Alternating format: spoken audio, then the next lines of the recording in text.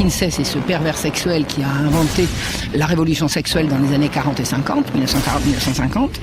Mais l'Institut Kinsey, donc l'institut qui porte son nom, qui vient de se voir accorder l'année dernière le statut de conseiller au Conseil économique et social de l'ONU. Eh oui, un institut fondé par un grand pervers sexuel est maintenant conseiller à l'ECOSOC et la France a signé pour l'obtention du statut de conseiller à l'Institut Kinsey.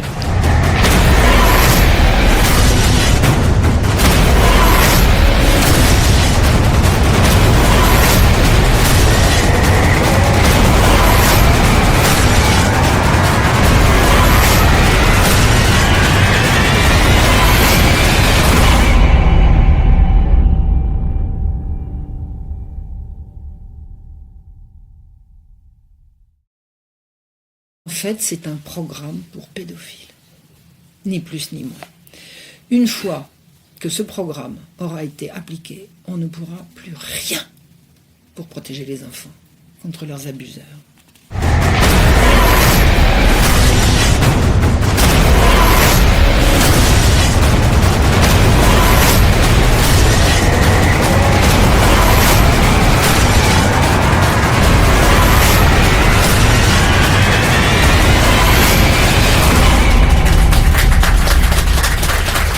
Donc, j'ai intitulé enfin, c'est pas moi qui l'ai intitulé, hein, c'est pour répondre à la demande qui m'avait été faite.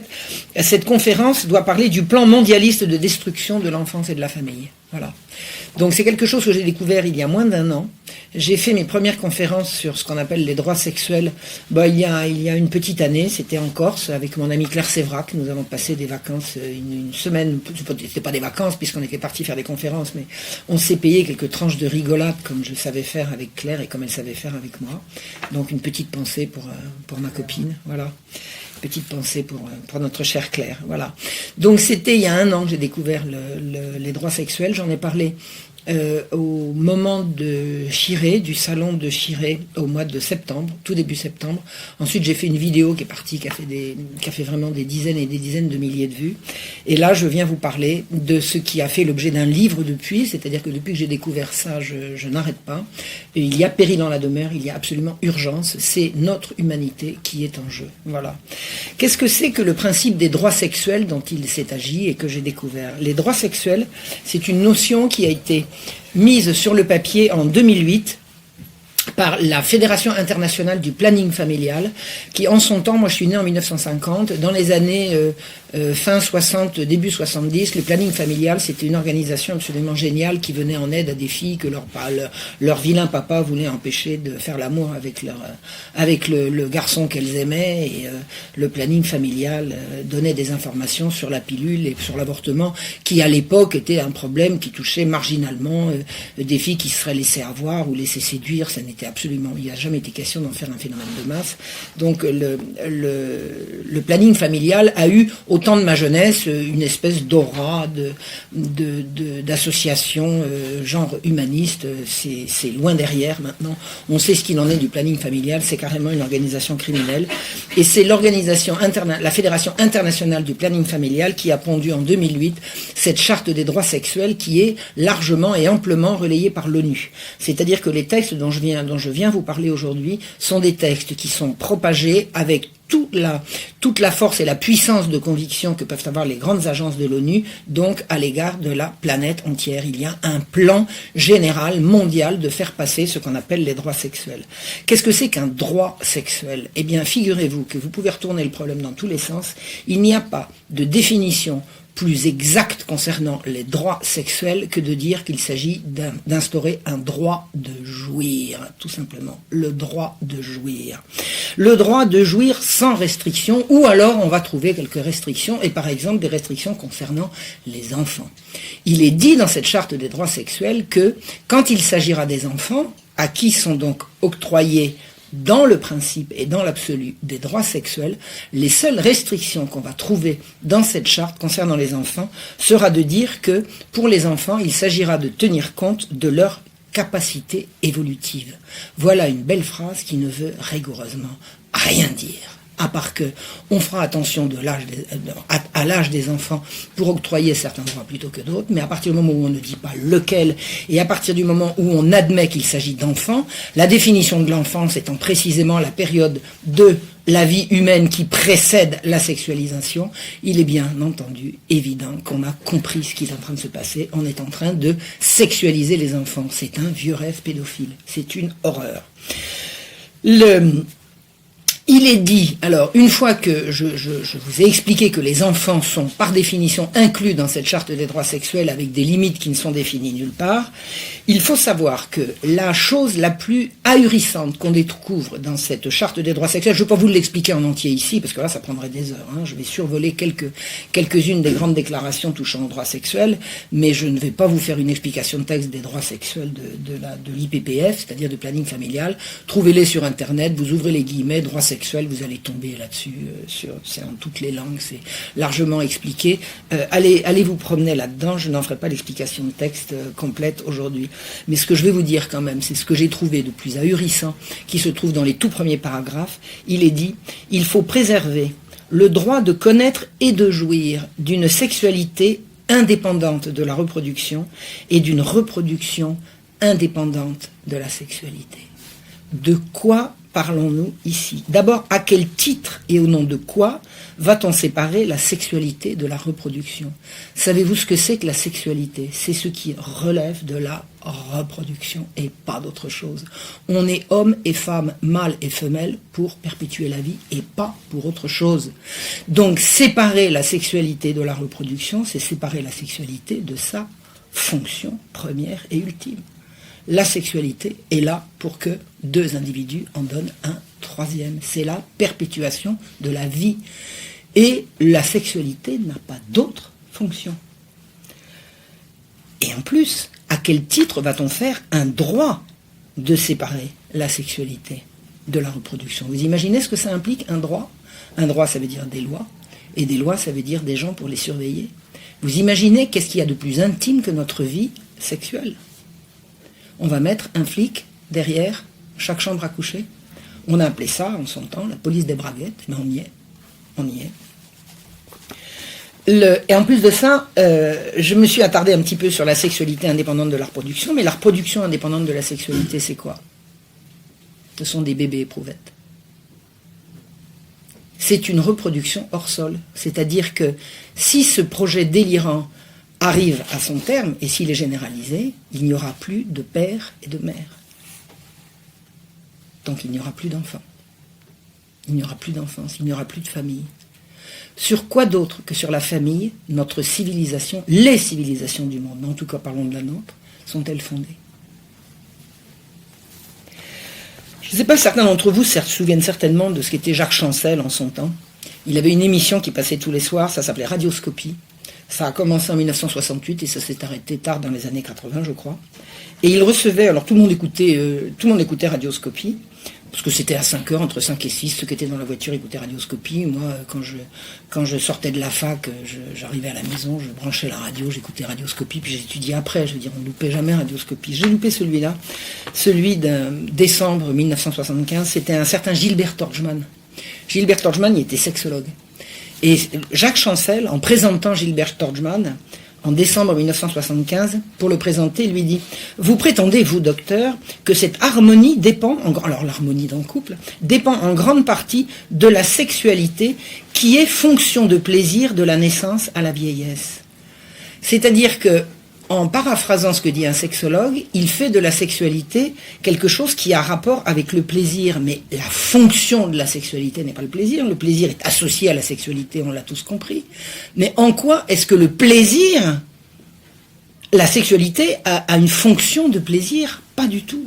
Et de la naissance à la vieillesse. Ça veut dire que le sexologue Gilbert Torgman prétend que l'être humain peut avoir une activité sexuelle, je ne vous explique pas ce que ça implique, de la naissance à la vieillesse, de la naissance.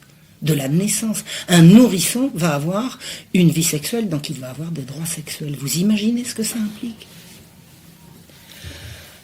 Alors, la fonction de la sexualité, on est d'accord, c'est la reproduction de l'espèce et la perpétuation de la vie. Est-ce qu'il y a une contestation là-dessus? C'est pas possible. Et on y prend du plaisir. Maintenant, expliquez-moi, la fonction de l'alimentation, c'est le plaisir ou la perpétuation de la vie? Imaginez qu'on sépare le plaisir qu'on prend à manger de la fonction alimentaire qui consiste à se nourrir. C'est aussi aberrant. C'est aussi aberrant. On mange pour se nourrir, on fait l'amour, qu'on appelle ça faire l'amour ou autrement, pour se perpétuer, et le plaisir, eh ben c'est ce que la nature, dans sa grande sagesse, on peut même dire le bon Dieu si on y croit, y a associé pour que ça fonctionne. Mais on ne peut pas remplacer l'un par l'autre. Et c'est ce que font ces gens allègrement.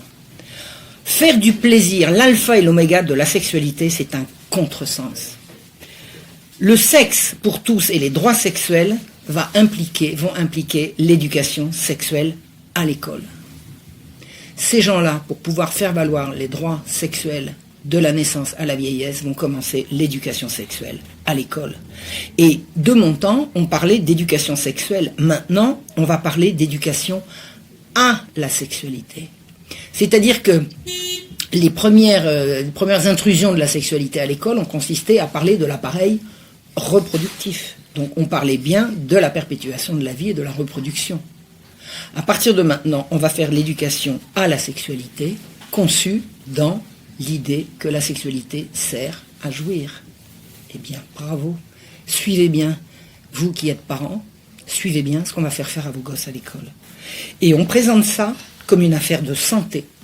On a inventé une notion qui est la santé sexuelle, c'est-à-dire la capacité de jouir. Vous connaissez l'UNESCO. L'UNESCO, c'est une des grandes agences des Nations Unies qui s'occupe de culture et d'éducation. En mai 2010, c'est-à-dire 2 ans après la Déclaration des droits sexuels, l'UNESCO a publié ce qu'il a appelé les principes directeurs sur l'éducation sexuelle. Alors eux, ils ne disent pas encore l'éducation à la sexualité, mais ça viendra tout de suite derrière. Destinés à tous les professionnels de l'enseignement. Tous les professionnels de l'enseignement, ça veut dire sur la planète entière. Et vous savez que les Nations Unies ont des moyens de pression extrêmement puissants sur les nations, sur les pays. Donc, l'UNESCO va publier des principes directeurs, dont je vais vous énoncer quelques-uns, c'est pas beaucoup plus, en vous disant qu'ils se réfèrent explicitement à la Déclaration des droits sexuels de l'IPPF. Et ils disent, notamment, il faut aux enfants une éducation sexuelle avant qu'ils soient sexuellement actifs et leur donner des informations scientifiquement précises. Avant qu'ils soient sexuellement actifs. D'abord, s'ils sont des enfants, ils sont nécessairement pas sexuellement actifs, puisque c'est le propre de l'enfance. On ne le redira jamais assez, je pense qu'il faut le marteler. Mais à quel titre faut-il aux enfants une éducation sexuelle avant quel titre faut-il à l'humain une éducation sexuelle avant qu'il soit sexuellement actif? Et surtout, que signifie leur donner des informations scientifiquement précises? Qu'est-ce que c'est que la science de la jouissance? Vous connaissez ça, vous? Eux, ils prétendent connaître. Il n'existe pas de science de la sexualité, hormis l'escroquerie Alfred Kinsey. Est-ce que tout le monde a entendu ici parler d'Alfred Kinsey? Quelqu'un n'a-t-il jamais entendu parler d'Alfred Kinsey? C'est le grand combat. Est-ce que quelqu'un veut me tendre le livre de Judith Reisman, qui est certainement sur la table, j'espère? Alfred Kinsey, dont je vous reparlerai tout à l'heure, est un Américain qui a déclenché la révolution sexuelle, en Amérique d'abord, en Europe ensuite, et ensuite sur la planète entière. Kinsey, la face obscure de la révolution sexuelle, c'est un livre de Judith Reisman, qui a été édité donc par Contre-Culture et qui est venu nous voir récemment et que je vais retrouver la semaine prochaine au Québec, puisque nous allons faire une conférence conjointe. Voilà. Donc, la science de la sexualité, c'est l'escroquerie Kinsey. Il n'existe pas d'autre source que la sexualité puisse faire l'objet d'une science que l'escroquerie Alfred Kinsey. Donc dire à l'heure actuelle, quand on est une agence des Nations Unies, qu'on va se référer à la science de la sexualité, veut dire qu'on va se référer à une escroquerie mondiale. Voilà. Et ce qu'ils disent, c'est que il s'agit de promouvoir la santé sexuelle qui inclut bien sûr la protection contre le VIH. Alors, quel est le problème? Le problème, c'est que les maladies sexuellement transmissibles ont explosé. Il ne sera jamais question de dire que les maladies sexuellement transmissibles explosent parce que le vagabondage sexuel explose. Non, on va prendre le problème à l'envers. Puisque les maladies sexuellement transmissibles explosent, on va sexualiser tout le monde en lui expliquant ce qu'il faut faire pour ne pas attraper de maladies. Sauf que la seule chose à faire, ça serait de commencer par dire aux enfants de jouer à des jeux de leur âge et de ne pas se mêler de ces affaires-là. Et notamment la sexualisation des adolescents, c'est quelque chose d'absolument terrifiant. Si vous discutez suffisamment avec des adolescents, vous vous rendrez compte qu'ils ont de la sexualité une vision complètement étrangère à ce qui fait toute la tradition de tous les pays que nous connaissons. La sexualité, c'est pas un loisir, ben ça l'est devenu. C'est un loisir. C'est avec qui t'as couché ce week-end, celui-là j'ai essayé, je te le passe, etc. Je veux dire, c'est devenu complètement délirant. Et ça n'était pas le cas avant la révolution sexuelle, ça n'était pas le cas avant Kinsey. Donc si on veut éviter la propagation des maladies sexuellement transmissibles, on pourrait commencer par parler fidélité, par parler continence et surtout par dire aux enfants de jouer à des jeux de leur âge. En tout cas les enfants bien sûr et les adolescents également. Parce que c'est très très facile de pousser un jeune qui commence à sentir les affres du réveil des sens, de leur dire allez-y, vous avez le droit. C'est pas le rôle d'un éducateur de pousser des jeunes à suivre leurs instincts. Leur rôle serait plutôt de leur dire, reconnaître les instincts en question et les maîtriser. Je dis bien maîtriser, pas autre chose. Quelques idées maîtresses à sortir de ces principes directeurs qu'on va inculquer. L'individu, disent-ils, a le droit de prendre ses décisions. L'individu a le droit de prendre ses propres décisions. C'est-à-dire qu'on va inculquer à des enfants qu'ils ont le droit de prendre leurs propres décisions. Est-ce que vous vous rendez compte de ce que ça implique ? Un enfant est là pour obéir à ses parents, pas pour prendre ses propres décisions. En quel honneur va-t-on inculquer ça à des enfants, surtout quand on parle de sexe ? Parce qu'il dit, il n'est pas dit l'individu a le droit de prendre ses propres décisions en matière sexuelle. On généralise. C'est-à-dire qu'on va inculquer à des enfants qu'ils ont des droits que leurs parents n'ont pas le droit, n'auront pas la possibilité de leur refuser. Or, le principe d'une éducation, excusez-moi, mais c'est rigoureusement l'inverse. L'enfant est sous la dépendance, sous l'autorité de ses parents, à qui ils doivent obéissance, quelle que soit la forme que prenne cette obéissance, et ça c'est fonction effectivement des cultures, mais dans le principe, le père et la mère sont responsables, ce sont eux qui ont l'autorité, et l'enfant est soumis à leurs décisions, pas à ses propres décisions. Et il est dit également, les parents et les autres membres de la famille guident et orientent les enfants dans leurs décisions. C'est-à-dire que les parents ne sont pas oubliés dans cette nouvelle façon d'aborder les choses, mais les parents sont là à titre de conseillers. C'est-à-dire que d'emblée, dans ce document de l'UNESCO, l'autorité parentale est supprimée. Les parents ne sont pas des décideurs, ils sont des conseillers. Et ils sont des conseillers au même titre que d'autres membres de la famille. Ah oui ? Le tonton ? Le cousin ? Qui d'autre ? Si c'est plus le père et la mère, ce sera qui ? Il est dit également, des adultes de confiance peuvent être des sources d'aide et de soutien. Des adultes de confiance, qui ne sont pas le père, donc. Mais attendez, quelle garantie a-t-on qu'un adulte de confiance ne soit pas précisément un suborneur ? Si un jeune se présente devant un juge avec d'un côté papa qui dit « je t'interdis de fréquenter ce vieux cochon » et de l'autre côté le vieux cochon qui dit « mais écoutez, moi je suis désolé, il est venu me demander de l'aide » Vous imaginez un père contre un suborneur avec un mineur au milieu et un juge qui va dire « mais le mineur a le droit de décider ». Mais vous voyez ce qui se dessine ? Et ça, ce sont des textes rédigés à l'UNESCO.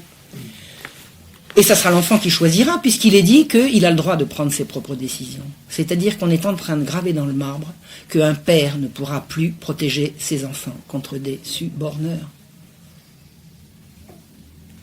Entre 5 et 8 ans, on aborde avec l'enfant ce qu'est un abus sexuel. C'est important à 5 ans. À 5 ans, vous avez un petit pitchoun de 5 ans, là, le petit mignon, là, dans 5 ans, on va lui expliquer ce que c'est qu'un abus sexuel. Vous imaginez ?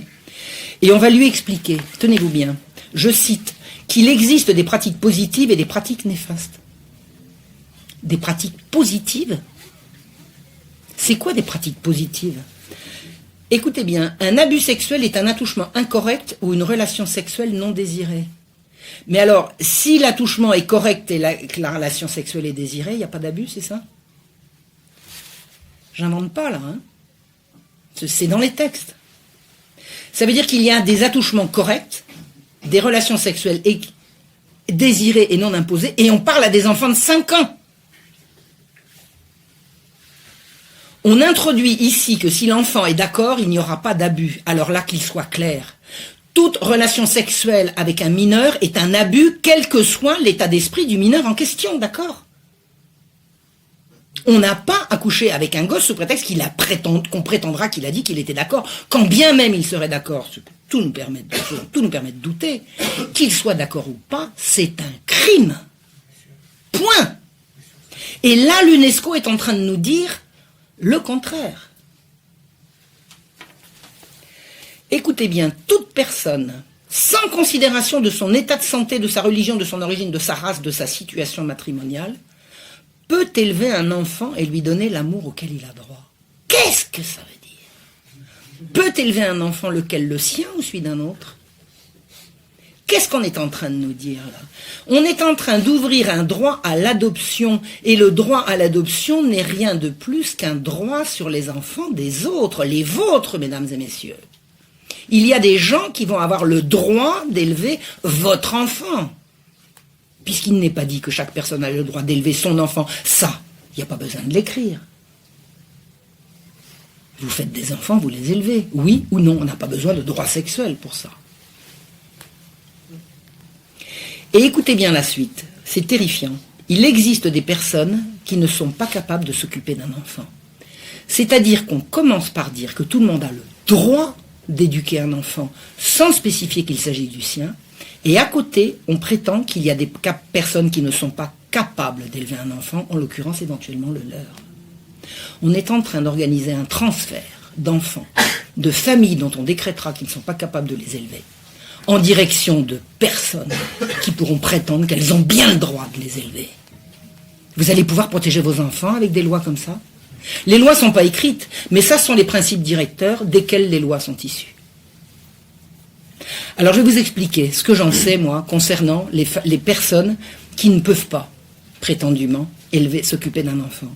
En Angleterre, on arrache les enfants pauvres des bras de leur mère à titre préventif, au nom de la Charte des droits de l'enfant, le Children Act de 1989.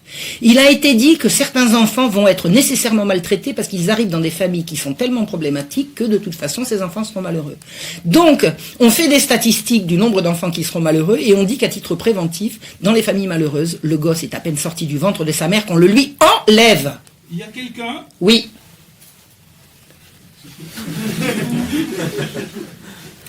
Laurence Rossignol a dit à la télévision en 2013, les enfants n'appartiennent pas à leurs parents.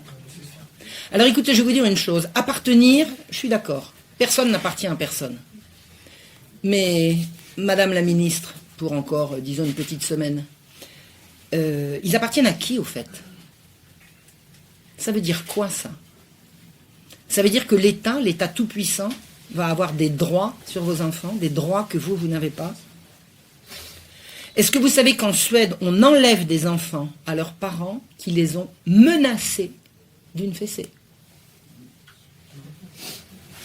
Menacés d'une fessée, les services sociaux viennent chez vous, accompagnés des gendarmes, ils vous prennent votre enfant et vous le reverrez si un jour les autorités décident que vous avez le droit. C'est un cauchemar. En fait, les droits de l'enfant sont la fin de la protection des enfants au nom de la protection des enfants. L'ennemi de l'enfant, c'est son père et sa mère. C'est ça que ça veut dire. Et on va protéger les enfants contre leurs parents. Pour les livrer à qui, à votre avis? Pédophile. Bah, vous avez un mauvais esprit. Vous êtes des gros vilains. On ne dit pas des vilaines choses comme ça. L'Organisation mondiale de la santé, autre agence des Nations Unies, a publié de son côté les standards pour l'éducation sexuelle. C'est en 2010 aussi. Alors, est-ce que j'ai bien dit que c'était en 2010 Oui, la charte de l'UNESCO, les principes directeurs de l'UNESCO, c'est 2010. C'est la même année. L'Organisation mondiale de la santé a publié les standards pour l'éducation sexuelle en Europe. Alors, je ne sais pas comment ça va être en Afrique, mais en tout cas en Europe, c'est ce que je vais vous dire. Ça a été publié à Cologne. Alors, Vous savez ce que je pense des féministes? Enfin, j'ai fait quelques vidéos à ce sujet, quelques déclarations un peu tonitruantes. Alors, moi, je suis une femme et puis je le revendique. Hein. Alors, les féministes, figurez-vous que les personnes qui ont pondu l'horreur que je vais vous dire, c'est à 90% des femmes. On est obligé de le constater. Voilà. Le préambule de cette déclaration, c'est que la psychologie, et plus spécialement la psychologie du développement, montre que les enfants naissent sexués. Et on revient à l'idée que dès la naissance, les enfants sont des êtres sexués. Alors, sexués dans le sens qu'ils sont mâles ou femelles, on est d'accord. Encore que même eux, ils ne sont pas d'accord, puisque maintenant, ils vont nous raconter qu'on va avoir le droit de choisir. Mais prétendre que les enfants naissent sexués, c'est prétendre qu'à leur naissance, dès le plus jeune âge, les enfants sont à la recherche de relations sexuelles. Et si ce n'est pas un délire de pédophile, c'est un délire de quoi? En fait, l'unique source de cette assertion, c'est le mensonge Kinsey. Entièrement démonté par Judith Reisman dans un travail absolument remarquable. Je veux dire, c'est secouant, mais à la fois c'est secouant, mais c'est plein d'optimisme parce que c'est totalement démonté. Une fois que vous avez compris tout ce qu'il y a là-dedans, plus personne ne peut vous berner avec la libération sexuelle. C'est un outil extraordinaire, ce livre. Et il y en a un autre qui va sortir bientôt, incessamment, d'ailleurs il va être, je ne sais pas aujourd'hui ou demain sur Amazon, mais il va sortir en librairie. C'est la suite du travail de Judith Reisman. Alors la suite de ce livre ne sera pas chez Contre-Culture, parce que les deux choses se sont faites pratiquement en même temps. C'est un autre éditeur. Et c'est absolument à la fois perturbant à lire, mais ça vous renforce. C'est pas quelque chose qui va vous désespérer, c'est l'inverse. Parce que ça vous donne véritablement toutes les clés pour comprendre le monde dans lequel nous vivons. Donc, même si c'est une épreuve de lire ce livre, vous en ressortez grandi et pas du tout déprimé. Donc, je vous le conseille véritablement. Voilà, c'est ce que je voulais vous dire à ce propos. Donc, l'unique source du mensonge selon lequel les enfants naissent sexués, c'est Kinsey qui a dit, dans les années 40, « Children are sexual from birth ». Les enfants sont sexués dès la naissance. C'est faux. Judith Reisman a expliqué que ce que les travaux prétendument scientifiques que Kinsey a fait pour assurer que les enfants avaient des orgasmes ont consisté à violer, maltraiter, tripoter, torturer des dizaines et des dizaines d'enfants dont les hurlements, les évanouissements et les convulsions étaient traités d'orgasmes. Ça vous va? C'est absolument incontestable. Et c'est ça qui sert de base. Le rapport Kinsey a été publié à des millions d'exemplaires et vraisemblablement très très peu de gens l'ont lu. Parce que Judith Reisman m'a raconté, quand j'ai ouvert la page, que j'ai vu ce tableau, je l'ai relu 20 fois, il n'y avait rien d'autre à comprendre que ce que je viens de vous dire. Ça veut dire que tous les gens qui ont fait la promotion de Kinsey ne l'ont pas lu. Ou alors ce sont des pervers. À un degré qui est guère concevable. Il ne faut pas l'exclure forcément, mais il n'est pas nécessaire que ce soit la seule raison. La raison, c'est que les gens répètent comme des perroquets ce qu'ils ont envie d'entendre et que personne ne va vérifier. Je pense que c'est beaucoup plus certainement ça. Donc, ils prétendent à l'OMS donc, que l'éducation sexuelle commence dès la naissance. Vous faites comment pour éduquer un bébé à la naissance? Dites-moi. En quelle langue? Si c'est pas avec la parole, c'est forcément avec les mains. Vous savez ce que ça implique? Vous imaginez ce que ça implique? L'éducation sexuelle d'un bébé? L'éducation sexuelle doit être basée sur des informations précises et scientifiquement étayées. La sexologie n'est pas une science. La sexologie n'est pas une science. C'est Kinsey qui l'a fait croire. Et Kinsey était financé par la fondation Rockefeller. Ça vous dit quelque chose, Rockefeller? Bien. L'objectif de l'éducation sexuelle, disent-ils, c'est de favoriser le respect de la diversité sexuelle. C'est ça. On va éduquer les enfants à respecter la diversité sexuelle, c'est-à-dire... Bon, vous permettez que je sois un petit peu grossière? Bon, c'est pas par plaisir, par tous les trous. La diversité, c'est quoi d'autre? Excusez-moi, mais... Et les différences entre les sexes, il faut expliquer aux enfants la différence entre les sexes, ainsi que la prise de conscience de l'identité sexuelle et des rôles socialement associés au genre. Vous savez ce que c'est que le genre? La théorie du genre. C'est une théorie qui prétend qu'on ne naît pas homme ou femme, qu'on n'est pas N'-EST, un homme ou une femme, en fonction de ce que la nature nous a fait, mais en fonction des pressions de l'entourage et de l'environnement. C'est-à-dire qu'on peut choisir quand on est un homme de devenir une femme et quand on est une femme de devenir un homme. C'est toute la théorie qui nous mène à ce délire de transsexualité. À l'heure actuelle, c'est absolument effroyable. On prétend partout qu'on a le droit de choisir si on préfère être un homme ou une femme. Personne n'a jamais changé de sexe.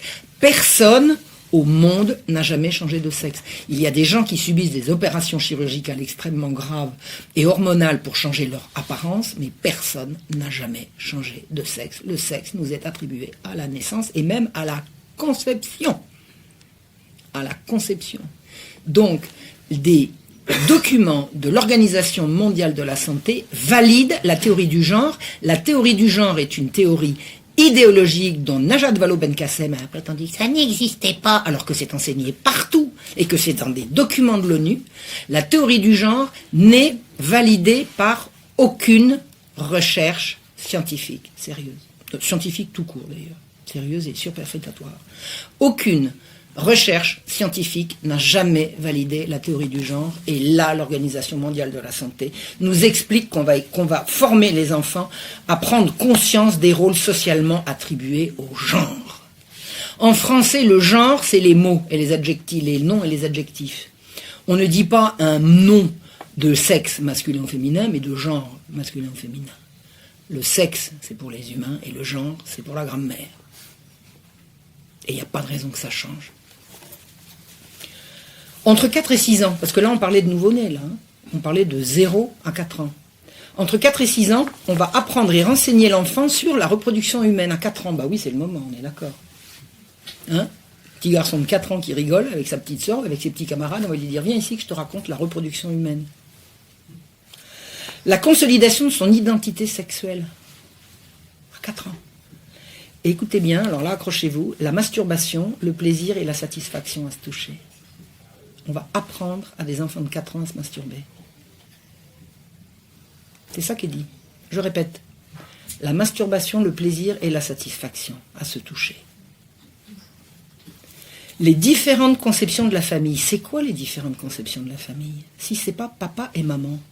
Éventuellement papa, maman avec les oncles et tantes, les grands-pères et les grands-mères, mais dans n'importe quel type de civilisation, la famille, c'est les géniteurs. C'est ceux qui s'occupent des enfants.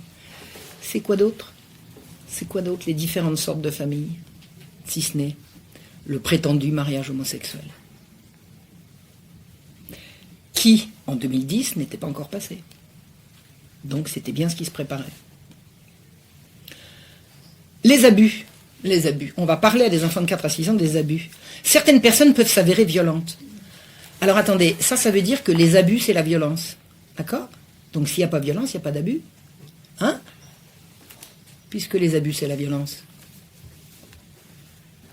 On introduit ici l'idée du consentement. S'il n'y a pas eu violence, il y a eu consentement. Donc un enfant entre 4 et 6 ans peut donner son consentement. Puisque la définition de l'abus va être la violence. Vous vous rendez compte de ce qui a marqué? La conscience de pouvoir choisir, mon corps m'appartient. Ah oui. Ah oui. Ça veut dire quoi? Ça veut dire que si mon corps m'appartient, j'ai le droit de dire non. Donc j'ai le droit de dire oui. Parce que si j'ai le droit de dire non, pas le droit de dire oui, c'est pas un droit à dire non. C'est-à-dire qu'on introduit ici, entre 4 et 6 ans, l'idée que les enfants puissent être consentants à ce qui ne sera pas un abus puisqu'il y aura consentement. Le respect des différentes normes en matière de sexualité. À 5 ans, vous allez apprendre à un enfant le respect des différentes normes en matière de sexualité. C'est quoi les différentes normes? Maintenant, il y en a 2. Il y a l'homosexualité et l'hétérosexualité. La sexualité, c'est forcément hétérosexuel. L'homosexualité, ça existe, mais c'est pas de la sexualité. Parce que pour qu'il y ait sexe, il faut qu'il y ait mâle plus femelle. Donc il y a bien autre chose qui existe, mais c'est forcément pas sexuel, puisque le propre de la sexualité est d'être constitué de homme plus femme, mâle plus femelle. Donc on est en train de confondre allègrement quantité de notions pour transformer la sexualité en une de ses composantes, à savoir le plaisir et faire du plaisir le maître mot, la recherche du plaisir le maître mot de toute activité. Qu'est-ce qu'on trouve? Alors là, j'aborde le problème posé par la promotion de l'homosexualité. Le sexe au pays de Sodome, c'est quoi? Figurez-vous que des amis québécois, ceux qui m'ont invité, m'ont envoyé le programme tel qu'il est prévu au Québec. Il y a un programme d'éducation sexuelle, les parents sont vent debout pour essayer d'arrêter cette horreur. C'est une des raisons pour lesquelles Judith Reisman et moi allons nous adresser à eux, mais je pense qu'ils sont déjà très très avancés, hein. C'est pour apporter de l'eau au moulin, c'est pas nous qui allons régler leurs problèmes. Mais ils m'ont envoyé, donc les parents sont complètement affolés, et ils m'ont envoyé des extraits du programme scolaire tel qu'il est prévu de le pratiquer au Québec. Alors pour les préscolaires, qu'est-ce qu'on va expliquer aux préscolaires? Vous imaginez ce que c'est que des préscolaires? C'est le jardin d'enfants. Hein. C'est le jardin d'enfants et la crèche. Nommer les gestes qui contribuent à accueillir le bébé dans sa nouvelle famille, famille mononucléaire, famille nucléaire, famille monoparentale, famille homoparentale, famille adoptive, famille reconstituée. Ça veut dire qu'on va expliquer aux enfants qu'une famille, ça peut être également une famille adoptive. On est en train, là, de généraliser le principe de l'adoption, c'est-à-dire, je répète, le principe du droit sur les enfants des autres. Et on va inculquer ça aux petits-enfants, pour les préscolaires. Toi, mon chéri, t'as une maman, et bien il y en a un autre, il n'a pas une maman, il a deux papas. Et ça va être la norme, puisque ça va être inculqué aux enfants dès l'école maternelle. Et que va-t-on faire pour accueillir le bébé? Alors on va accueillir le bébé à la naissance ou à l'adoption. On met un signe égal entre l'arrivée d'un bébé acheté sur un marché de GPA et un bébé né après la grossesse de maman. À partir de 6-7 ans, accrochez-vous. Alors ça, c'est le programme du Québec. Hein. Situer les organes sexuels des filles et des garçons et leurs fonctions. Intéressant. À 6-7 ans, on va dérouler des tableaux en couleur et on va demander aux enfants de nommer. Organes sexuels des filles. Les organes sexuels internes, les ovaires, l'utérus, les trompes de Fallope, le vagin, l'urètre. À 6 ans. Et les organes externes. La vulve, l'urètre, les seins et l'anus. L'anus, organe sexuel. Vous êtes au courant que l'anus est un organe sexuel? Organe sexuel des garçons, interne, les testicules, externe, pénis, scrotum, prépuce, anus. L'anus est transformé en organe sexuel. Vous connaissez un anus mâle, un anus femelle, vous? À quoi il joue, là? Qu'est-ce que c'est que ça? C'est de la promotion de la sodomie comme une pratique sexuelle, ce que ça n'est pas. Toute la perversité du texte est résumée là. On va promouvoir la sodomie comme faisant partie de la norme en matière de sexualité. Une sodomie n'est pas un rapport sexuel qui ne peut avoir lieu qu'en présence d'un sexe mâle et d'un sexe femelle. En l'occurrence d'un homme et d'une femme, même si les pratiques sont diverses. Il n'y a pas de sexe sans sexe opposé. Alors je ne dis pas qu'il n'y a pas d'autres pratiques, mais ça ne relève pas de la sexualité. Un rapport sexuel, c'est la rencontre d'un sexe mâle et d'un sexe femelle. On fait là la promotion à l'échelle mondiale de la sodomie comme une pratique qui doit être considérée comme courante et normale. C'est pas de la perversion, ça c'est quoi? Il s'est tenu dans un patelin qui s'appelle Jogjakarta. Au début, j'ai cru que c'était Jakarta, pas du tout, c'est Jogjakarta, en Indonésie, du 3 au 6 novembre 2006, c'est-à-dire avant la déclaration des droits sexuels, une réunion de 29 brillants experts. Brillants experts, c'est dans la déclaration de Jakarta. C'est comme, vous imaginez, on va organiser un colloque d'historiens et on va dire un colloque de brillants historiens. Attendez. Un peu de modestie, il s'est tenu en présence de 29, alors moi je vais mettre des guillemets, experts, des droits humains venus de 25 pays, qui se sont réunis pour le développement des principes sur l'application du droit international des droits de l'homme en matière d'orientation sexuelle et d'identité de genre. C'est ça l'origine des droits sexuels de l'IPPF. Ça s'est joué à Jogjakarta, c'est-à-dire qu'on a essayé, enfin on s'est réunis pour promouvoir la diversité sexuelle, c'est-à-dire l'homosexualité, et l'identité de genre, c'est-à-dire le déséquilibre fondamental de tout ce qui fait la perpétuation de la vie, c'est-à-dire d'imaginer, de faire accroire à la jeunesse, aux gens qui peuvent choisir entre être un homme et une femme. Si vous voulez désorienter des jeunes, il n'y a qu'à aller dans cette direction-là. C'est d'abord la validation de la théorie du genre au niveau international. Écoutez ce qu'ils disent. Je cite, « Nombreux sont les États et les sociétés qui imposent aux individus des normes en matière de genre et d'orientation sexuelle. » Ben heureusement encore. Bien sûr que la société impose ses normes. Bien sûr que la société impose ses normes. Elle a toujours imposé ses normes. Et elle est là pour ça, la société. Si la société n'impose pas ses normes, c'est la foire d'empoigne, excusez-moi. Par l'entremise de coutumes, c'est ça, la société impose des coutumes, mais les coutumes s'imposent toutes seules. Il n'y a pas un « on » qui impose des coutumes. La coutume s'impose d'elle-même. De lois et de violences qui cherchent à contrôler la façon dont les individus vivent leurs relations personnelles et s'identifient eux-mêmes. La société veut contrôler la façon dont les gens s'identifient eux-mêmes. Mais qu'est-ce que c'est que ce délire? Les 29 experts, les 29 brillants experts sont des cinglés.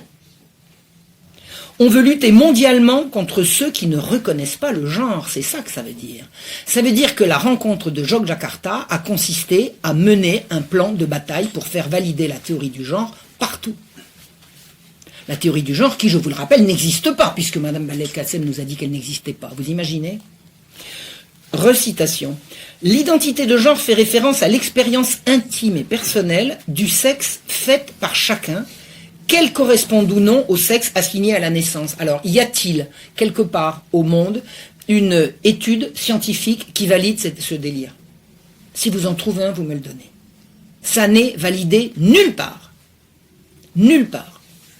C'est un truc qui a été inventé, enfin pas inventé, disons, mise en forme par une américaine, une lesbienne américaine, qui s'appelle Judith Butler, et par Eisman, merci de ne pas confondre, un jour, Judith Butler, qui a expliqué qu'on avait le droit de choisir, de se sentir ceci ou cela, et maintenant, ça va paraître partout dans les écoles.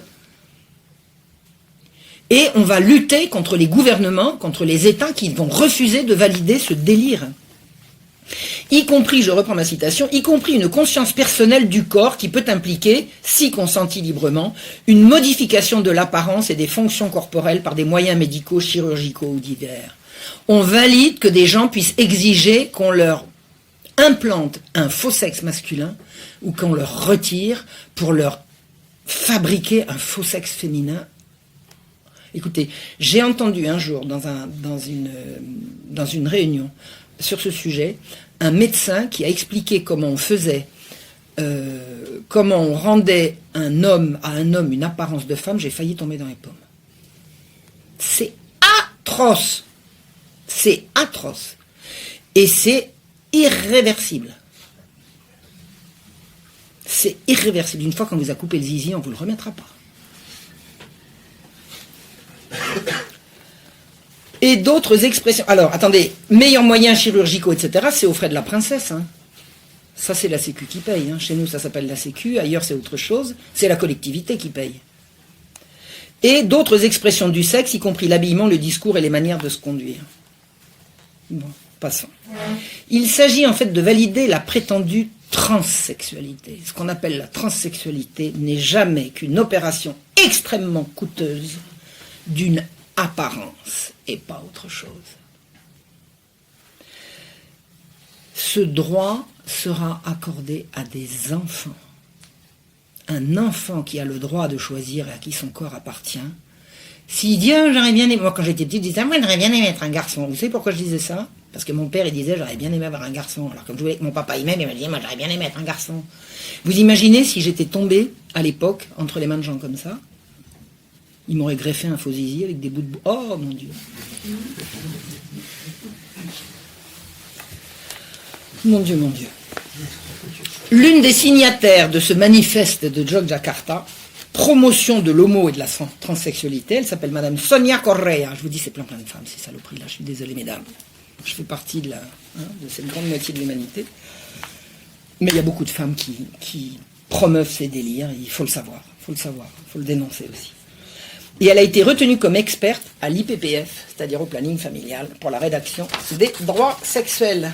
Voilà, donc quoi, c'est les mêmes qu'on retrouve de tous les côtés. Et en fait, qu'est-ce que c'est que cette promotion de l'homosexualité partout? La promotion de la sodomie, alors on serait plus inspiré de dire promotion de la sodomie, mais ça marche pas pour les femmes. Donc, par faciliter, disons, l'homosexualité, même si le terme est en soi ambigu, avant on disait les invertis. On disait invertis. On disait pas homosexuel, c'est un mot assez récent. Sous l'Ancien Régime, j'ai quand même bien étudié des textes d'Ancien Régime, on disait un sodomite pour ceux qui pratiquaient la sodomie, puis on disait inverti comme terme général, pour dire les gens qui n'étaient pas de mœurs orthodoxes. Voilà. Et en fait, qu'est-ce que c'est la justification de toute cette promotion de l'homosexualité? Donc pour faire vite, c'est la lutte contre l'homophobie. Donc homosexuel, c'est qui recherche des relations dites sexuelles avec une personne du même sexe qu'eux, mais homophobe, c'est celui qui déteste les homosexuels. Alors le mot ne veut rien dire, mais admettons qu'on puisse le retenir. Il y a des gens qui détestent les homosexuels, mais détestent au point qu'ils en ont la phobie. Ben voyons, c'est pratique. Moi, quand j'aime pas quelque chose, j'en suis pas forcément phobique. Je veux dire, je prétends que j'aime mieux le chocolat au lait que le chocolat noir. Je suis pas phobique du chocolat noir, d'accord? Donc, figurez-vous que les homosexuels ont toujours été opprimés. Ah ben oui, l'homophobie de la société. Vous savez que j'ai lu, quand j'étais en fac d'histoire, j'ai lu une préparation à une thèse, c'est-à-dire en fait un DEA sur l'histoire de l'homophobie. Et le gars, il a eu son diplôme. J'ai lu le truc. C'est de la bouillie pour les chats, ça n'a pas de sens. Ça n'a pas de sens. Allez étudier, faire une histoire de l'homophobie. Ça ne veut rien dire. Bref, figurez-vous que les temps changent et que maintenant c'est le progrès. Ben oui, plus le temps avance et plus les choses vont bien, vous avez remarqué. Hein, vous avez remarqué. Plus ça va et plus c'est bien. Figurez-vous le 18 octobre 2014, à Paris, Madame Anne Hidalgo, récemment élue maire de Paris, a inauguré une plaque à Paris sur laquelle il a marqué le 4 janvier 1750, milieu du règne de Louis XV, rue Montorgueil, à Paris, entre la rue Saint-Sauveur et l'ancienne rue Beaurepaire, furent arrêtés Bruno Lenoir et Jean Diot, condamnés pour homosexualité. Ils furent brûlés en place de Grève le 6 juillet 1750. Ce fut la dernière exécution pour homosexualité en France. Ça méritait une plaque. 2 homosexuels brûlés pour leur homosexualité, ça méritait une plaque. Parce que maintenant, on ne ferait plus ça. Maintenant, c'est le progrès. D'abord, c'était les Lumières, déjà, donc c'est les derniers. Après. Voilà. Ça tombe mal, je connais le dossier. Je le connais bien. Alors, Diot et Lenoir n'ont pas été condamnés en raison de leur homosexualité qui ne regarde a priori personne. Comment voulez-vous savoir qu'ils sont homosexuels? On ne va pas poursuivre les gens jusque dans leur chambre à coucher, encore qu'avec leur droit sexuel, ça va arriver. Ces messieurs ont été arrêtés, non pas parce qu'ils étaient homosexuels, mais parce qu'ils s'étaient sodomisés en pleine rue. Ça ne se faisait pas.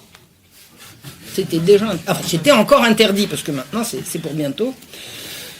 Et ils auraient été condamnés de la même manière si, au lieu d'avoir été 2 homosexuels, ça avait été un homme et une femme qui, jusqu'à plus ample informé, auraient pu faire la même chose. Oui ou non? Et non seulement c'est non pas pour leur homosexualité, mais pour leur pratique dans un lieu public qu'ils ont été arrêtés, mais ils ont été exécutés dans le cadre de ce que j'ai appelé la marche rouge, c'est-à-dire des émeutes parisiennes, un soulèvement de parents à Paris qui a duré des semaines, mais avec un point d'orgue à la fin du mois de mai 1750, parce que la police enlevait des enfants sous prétexte que les enfants traînaient dans les rues et qui cassaient des lanternes, et les enfants disparaissaient. Et les parents se sont rués ils ont fait des chasses aux flics, ils se sont rués sur les enleveurs d'enfants jusqu'à ce que le pouvoir recule et rende les enfants.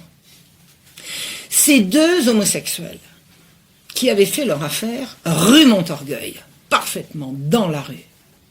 Ces 2 homosexuels, s'il n'y avait pas eu cette révolte de parents concernant les enfants, on leur aurait fait les gros yeux, on les aurait mis à Bicêtre, on leur aurait mis au pain sec et à l'eau avec quelques séances de fouet, on les aurait relâchés en leur demandant de renseigner la police s'ils voulaient avoir la paix par la suite. Parce que c'est comme ça que ça se faisait.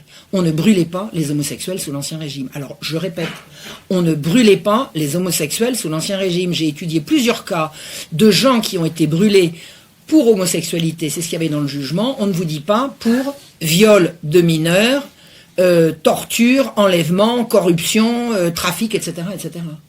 C'est-à-dire que les cas d'homosexuels qui ont été condamnés et exécutés sous l'Ancien Régime, ça n'était pas à cause de leur homosexualité qu'ils l'ont été, mais de leurs actes criminels en direction notamment de mineurs. Notamment un certain Deschauffour.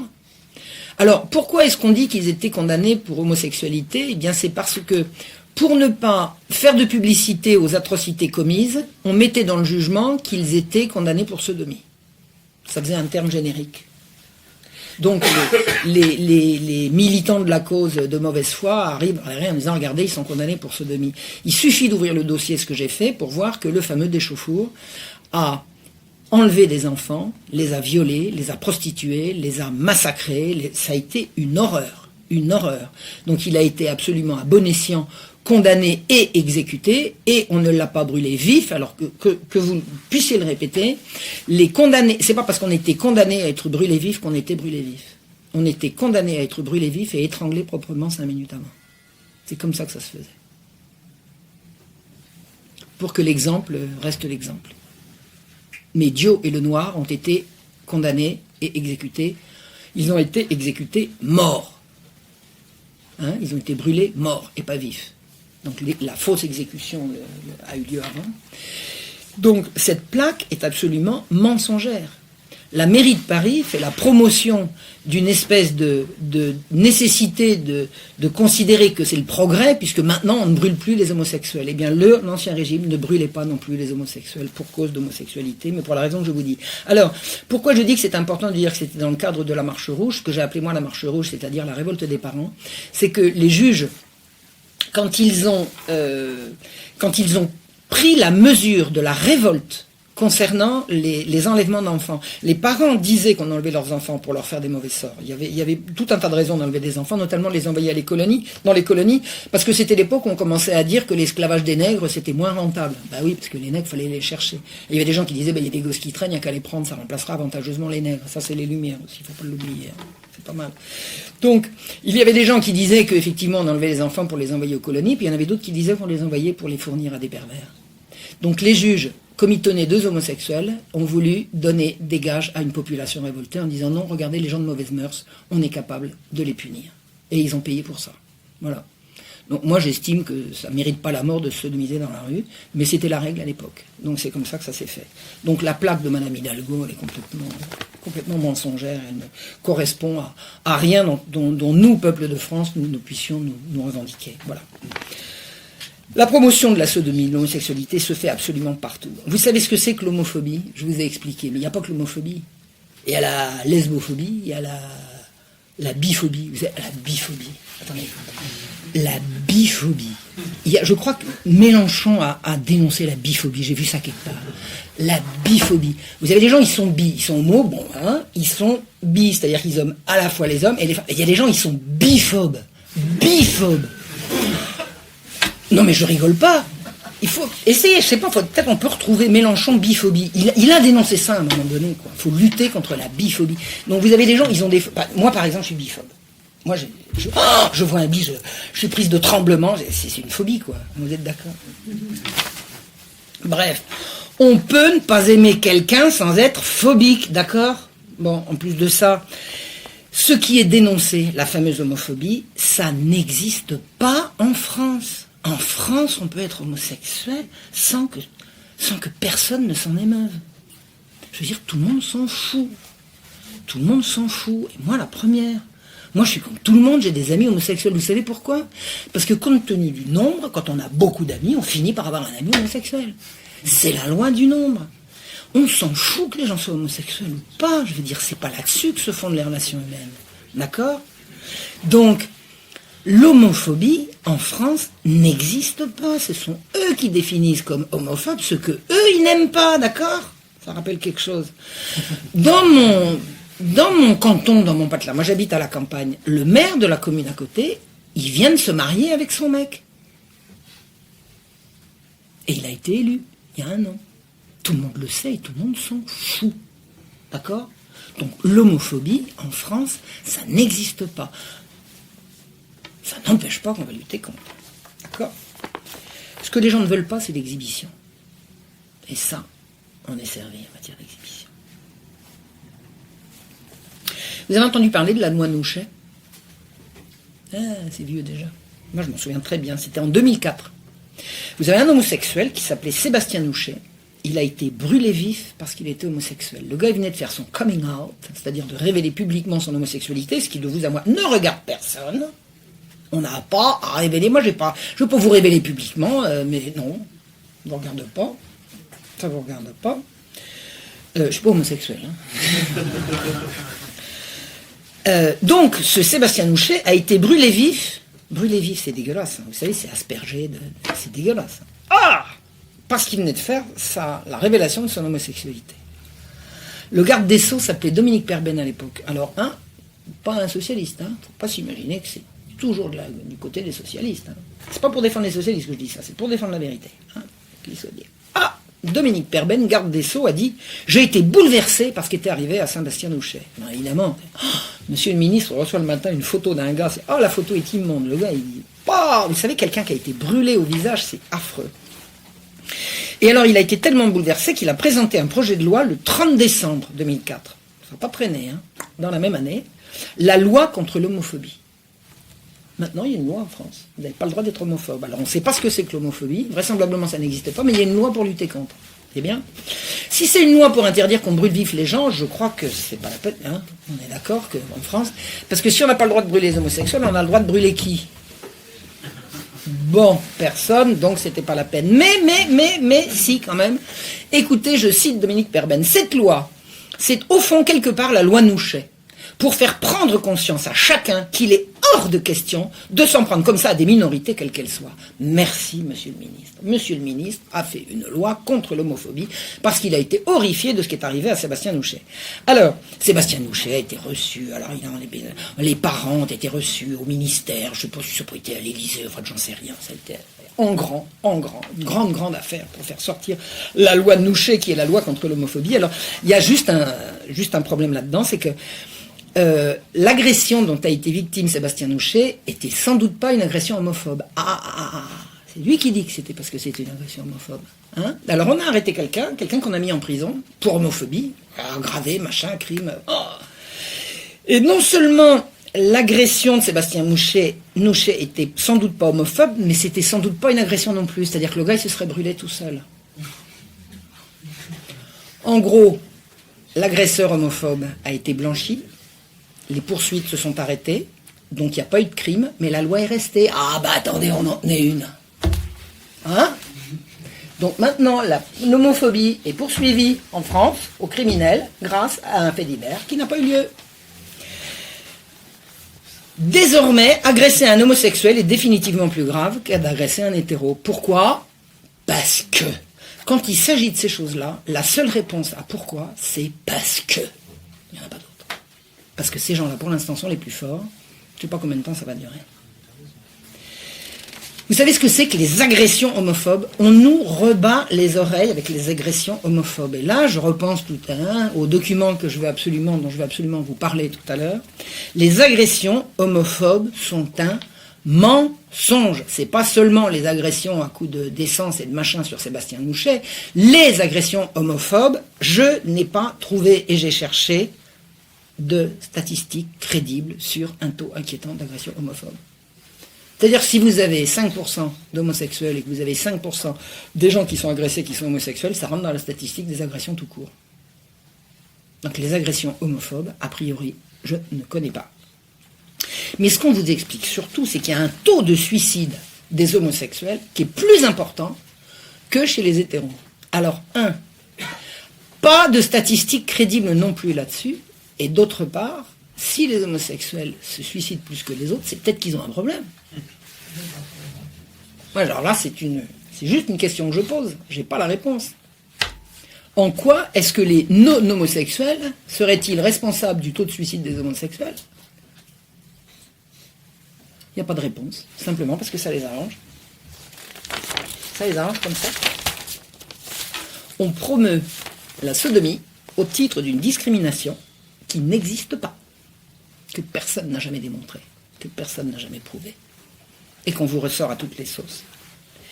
Tout le système se ligue pour pousser les enfants à forniquer de toutes les manières possibles. L'éducation nationale, du temps de... Comment s'appelle-t-il Or, le ministre de Payon, Vincent Payon. Vincent Payon a promu, et j'ai vu la lettre, d'ailleurs j'avais lancé l'alerte, j'avais fait une vidéo qui est parue sur ER, il a promu une ligne d'écoute qui s'appelle la ligne Azur. La ligne Azur. Et j'ai vu des documents de publicité de la ligne Azur dans les préaux des écoles à la disposition des élèves. C'est-à-dire, vous avez des problèmes de ceci, de cela, d'identité, appelez la ligne Azur. La ligne Azur est un site qui fait la promotion de toutes les abominations sexuelles que vous pouvez imaginer. En couleur, en dessiné, avec des commentaires absolument hallucinants. Absolument hallucinant. Le site a été purgé tellement il y a eu une levée de boucliers, mais des petits malins comme moi et comme certains autres ont conservé des photos, ont conservé des captures d'écran. Il existe un site qui, à l'heure actuelle, fait l'information. Je pense que c'est un site qui est issu de la Manif pour tous, mais je n'en suis pas absolument persuadé. Mais c'est vraisemblable. Allez chercher sur Internet le site École et sexe. Et allez regarder, ce sont toutes les captures d'écran de tout ce que l'éducation nationale a promu en direction des élèves en matière de perversion sexuelle. Avec les images, les liens, les titres, les statistiques, tous les liens y sont. Allez regarder ce qui se passe. C'est absolument hallucinant. Et dans le cadre de la lutte contre l'homophobie, donc vous avez compris, qui n'existe pas et qui n'a de toute façon, sur laquelle il n'existe absolument aucune statistique crédible, le syndicat d'instituteurs, le SNUIPP-FSU, a publié un rapport qui demande qu'on lutte contre l'homophobie dès l'école primaire. Comment allez-vous lutter contre l'homophobie dès l'école primaire si ce n'est en faisant la promotion de l'homosexualité dès l'école primaire? À propos du genre, le genre, c'est une théorie qui nous enseigne que l'hétérosexualité, vous savez ce que c'est que l'hétérosexualité? C'est la sexualité, c'est tout. Donc il dit l'hétérosexualité, loin de découler du sexe biologique ou de l'identité sexuée, n'est pas la forme naturelle de la sexualité, mais sa forme dominante. Au sens où le système social la produit, la légitime et stigmatise et infériorise socialement celles et ceux qui s'en écartent.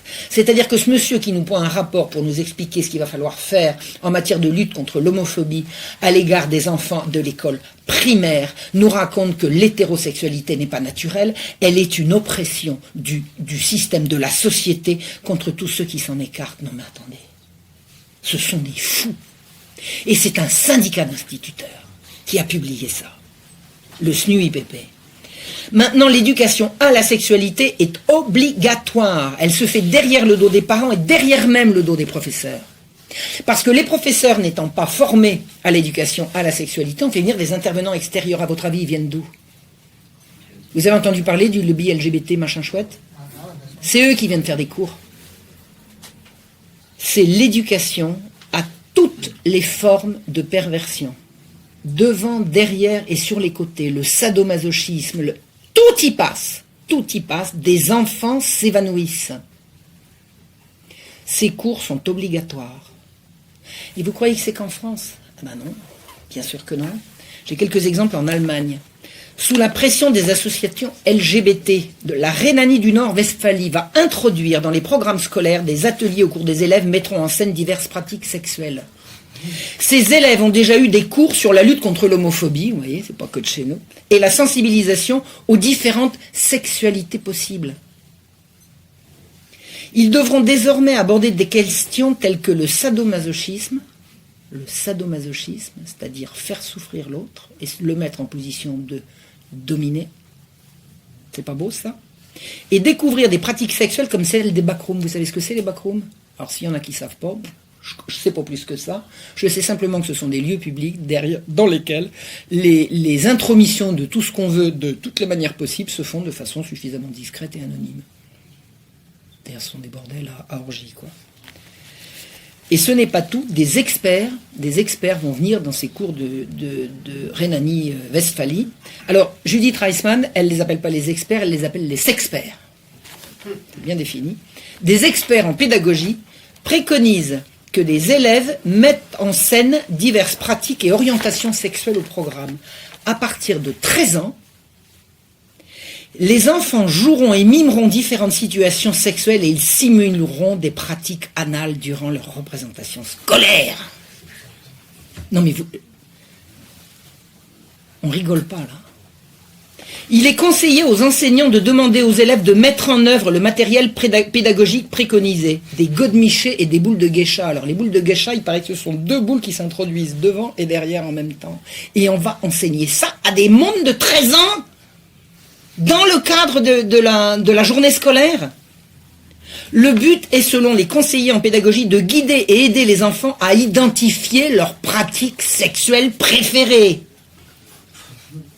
et à trouver leur orientation sexuelle. Oh, mon Dieu. Les élèves seront invités en outre à parler de l'éjaculation précoce ou encore à simuler des orgasmes sous la forme de pantomime. L'éducation sexuelle, le ministère de l'éducation sexuelle de Westphalie. Un père de famille est allé en prison parce qu'il a retiré ses enfants, à qui il a interdit d'aller au cours d'éducation sexuelle. En prison. Prison ferme. Il a pris 15 jours, je crois, ou 3 semaines. C'est-à-dire qu'il a été condamné à une amende. Sa femme était enceinte de son 3e ou de 4e. Il a dit, je ne veux pas payer, ben vous ferez de la prison. Pour avoir refusé que sa gosse continue d'aller au cours d'éducation sexuelle. Et c'est la gosse qui était revenue en larmes. Il y a des enfants qui s'évanouissent. En Suisse, en 2014, la ville de Bâle a introduit un coffret qui s'appelle le Sexbox, qui contenait du matériel pornographique destiné à l'éducation sexuelle dans les écoles maternelles et primaires. Les pédagogues ont fait, sous forme de peluches, des peluches, ben vraiment, vous savez, c'est la peluche, le truc pour enfants, quoi, avec des gros zizi en état de marche et des sexes féminins avec toutes les couleurs et toutes des peluches, quoi. Des jouets pour les gosses. Voilà. Des doudous, voilà. Pour les enfants de 4 ans, ça a soulevé une tempête d'indignation dans le pays. Et l'introduction dans les écoles maternelles des cours obligatoires d'éducation sexuelle dans toute la Suisse se fait par l'Office fédéral de la santé publique. C'est-à-dire qu'on pervertit les gosses dans le système d'éducation nationale au titre de leur santé. Quelle est la caution dite scientifique à toutes ces horreurs dont je vous parle? En France, vous avez l'Institut français de sexologie clinique. Alors, il n'est pas le seul, mais disons qu'il est le premier grand. Et l'Institut français de sexologie clinique a été fondé par le fameux docteur Gilbert Torgmann, dont je vous parlais au début, celui qui avait fait sa radioscopie avec Jacques Chancel en 1975. C'est l'inventeur, le pionnier de la sexologie moderne. Il y a eu des sexologues avant Torgmann, et il y en a d'autres que Torgmann, et il y a d'autres instituts que le fameux institut en question. Mais disons que vous avez cet institut qui est phare et qui doit beaucoup à l'ultra-médiatisation du docteur Gilbert Torgmann, qui a commencé sa carrière au début des années 70. Alors, il était sur tous les plateaux de télévision, Torgmann par-ci, Torgmann par-là, il a fait 25 bouquins. Il n'y a pas un colloque, il n'y a pas eu un débat à la télévision, il n'y a pas eu une interview à la radio qui ne fasse soit référence au docteur Torgmann en tant que référent par ses études, ou alors qui ne le fasse intervenir directement. Dr Torgmann, c'était le grand sexologue français. Ben, il m'a sauté dessus quand j'avais 19 ans, figurez-vous. Et il est tombé pour viol, 35 ans plus tard. Il est tombé pour viol. Il y avait des dizaines et des dizaines de témoignages de ces pelotages, de ces agressions, de ces viols. C'était un pervers. C'était un pervers. Le docteur Torgmann, paix à son âme, je ne sais pas si c'est pas possible. C'est pas possible. J'avais 18 ans. Il faisait des cours d'éducation sexuelle à l'école, dans mon lycée. Et il disait, mais si vous avez des problèmes, vous pouvez venir me parler. Ah bah oui, j'avais des problèmes. Ça n'est pas des problèmes sexuels, ça. J'avais pas de ça, moi, à l'époque. Mais j'ai cru que j'allais pouvoir lui raconter des soucis graves que j'avais. Et ben, il en a profité pour me sauter dessus, parce que l'occasion était trop bonne. D'accord? C'est lui le pape de la sexologie moderne française.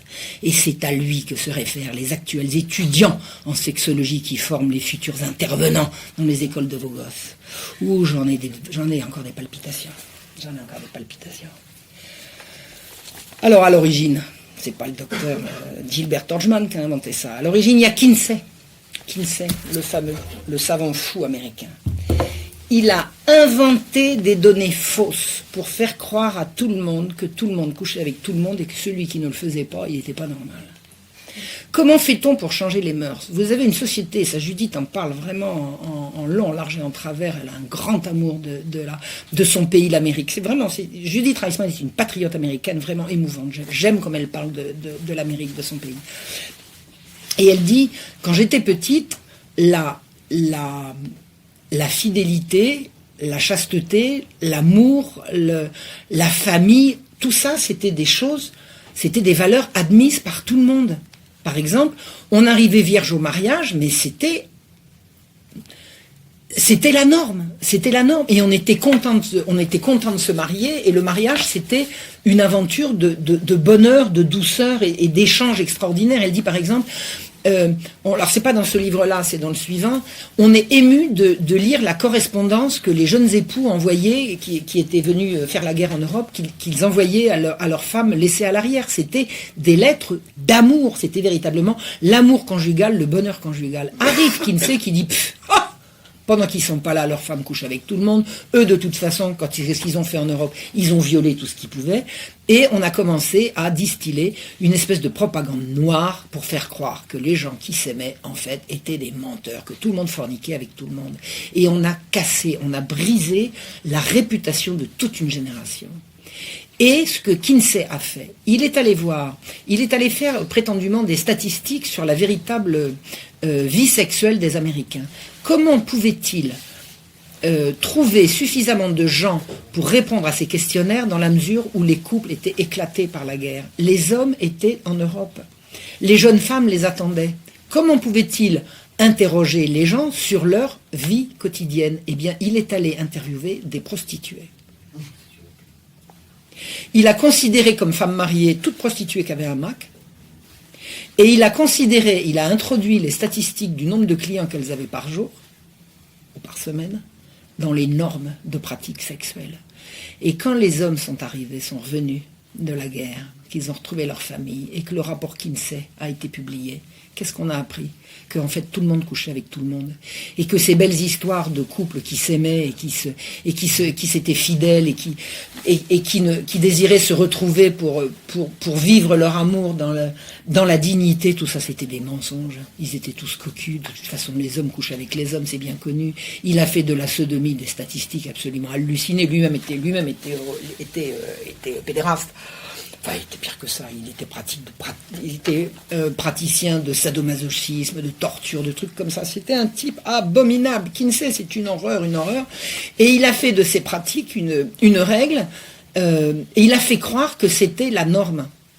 Et une fois passé le choc, les gens commençaient à se dire, être fidèle, pourquoi? Puisque personne ne l'est. Et puis une fille qui voulait pas coucher parce que non, t'es bien gentil, je veux bien danser avec toi, mais j'ai pas envie de coucher. Tous les autres le font. Ah bon? Ouais, tout le monde le fait. T'es une vraie dame si tu le fais pas. Les mœurs ont été changées par une entreprise de mensonges à l'échelle planétaire. Ça s'appelle l'ingénierie sociale en fait. Pourquoi fait-on des sondages pour expliquer que c'est un tel qui va passer devant l'autre aux élections? C'est parce qu'il y a un effet d'imitation. Si on vous raconte que machin est le premier, il y a un effet d'entraînement, c'est à ça que ça sert. Et ça a été ça la révolution sexuelle. Ça a été de faire croire aux Américains d'abord et à la planète ensuite que ceux qui étaient fidèles à un idéal étaient des brêles, étaient des andouilles, des imbéciles et des marginaux. Et que la norme, c'était le sexe tous azimuts, tout le monde avec tout le monde, de toutes les manières possibles. Et un gars comme Kinsey a promu, y compris la zoophilie. C'était un être absolument abominable, qui n'était en rien un scientifique, sauf pour l'étude des abeilles. Il étudiait les abeilles. En matière de sexologie humaine, de sexualité humaine, Kinsey n'a fait que propager ses propres fantasmes et ses propres pratiques. Son laboratoire à l'université de Bloomington, dans l'Indiana, était un bordel. C'était pas un bordel dans le sens de prostitution, c'était un centre d'orgie. Abominable. Il paraît que sa femme passait avec les serviettes et le désinfectant à l'issue des séances. Tout ce qui est sexuel est bien et doit être promu. C'est ça la philosophie de Kinsey, qui nous a pondu en 1948 la sexualité la vie sexuelle des hommes et en 1953 la vie sexuelle des femmes. C'est lui qui a inventé que les enfants sont sexuels dès la naissance. C'est un mensonge criminel. Il a prétendu que le besoin de tendresse d'un enfant, c'est-à-dire la recherche qu'a un petit enfant du sein de sa mère, j'en ai un là, ça c'est sexuel parce qu'il va en tirer du plaisir. Mais le plaisir n'est pas la sexualité. La sexualité n'est pas le plaisir. Bon sang. Et c'est lui qui a assuré que les hurlements, les évanouissements, les convulsions des malheureux petits-enfants qu'il a torturés, dont certains avaient 2 mois. 2 mois. C'était des orgasmes. Le programme de Kinsey, c'est un faux scientifique et un vrai pervers, a été financé par l'Institut Rockefeller et qui a lancé une subversion mondiale de l'enfance et de la famille. C'est la destruction de toute morale, c'est la destruction de toute protection de l'enfance, c'est la destruction de l'autorité paternelle, puis de l'autorité parentale. On a d'abord tué le père, maintenant on tue les parents. L'interdiction de la fessée en fait partie. Au titre qu'on a le droit de jouir. On a le droit de jouir. Mais qu'est-ce que le droit vient faire dans la jouissance ? En quoi le droit va-t-il se mêler de la jouissance ? Et en fait, c'est un programme pour pédophiles. Ni plus ni moins. Une fois que ce programme aura été appliqué, on ne pourra plus rien pour protéger les enfants contre leurs abuseurs. Je voudrais vous rappeler un petit article. 222-32 du Code pénal. Ça, c'est la loi en France aujourd'hui. L'exhibition sexuelle imposée à la vue d'autrui dans un lieu accessible au regard du public est punie d'1 an d'emprisonnement et de 15 000 € d'amende. Faut le savoir. Et l'article 227-22 du Code pénal punit de 5 ans de prison et de 75 000 € d'amende le fait de favoriser ou de tenter de favoriser la corruption d'un mineur. C'est-à-dire que tout ce que je vous raconte se fait dans un pays qui a encore des lois. Il suffirait peut-être de demander qu'on les applique. Qu'est-ce que la corruption de mineurs ? C'est lorsqu'un individu s'efforce de profiter de la jeunesse et de l'inexpérience de sa victime pour l'initier à un vice et s'efforcer de l'en rendre esclave. Plus précisément, le droit pénal français punit le fait pour un majeur de faire participer ou assister à une réunion comportant des exhibitions ou des relations sexuelles à un mineur de 18 ans, même consentant. On pourrait faire mettre en prison tous ces propagateurs du vice à l'école. Cette incrimination reprend celle de l'article 334.2 de l'ancien code pénal, qui punissait également de prison et d'amende quiconque aura habituellement attenté aux mœurs en excitant à la débauche ou en favorisant la corruption des mineurs de 18 ans ou même occasionnellement à des mineurs de 16 ans. Mais il n'y a plus qu'à déposer des plaintes maintenant. Qu'est-ce que vous en dites ? C'est fini.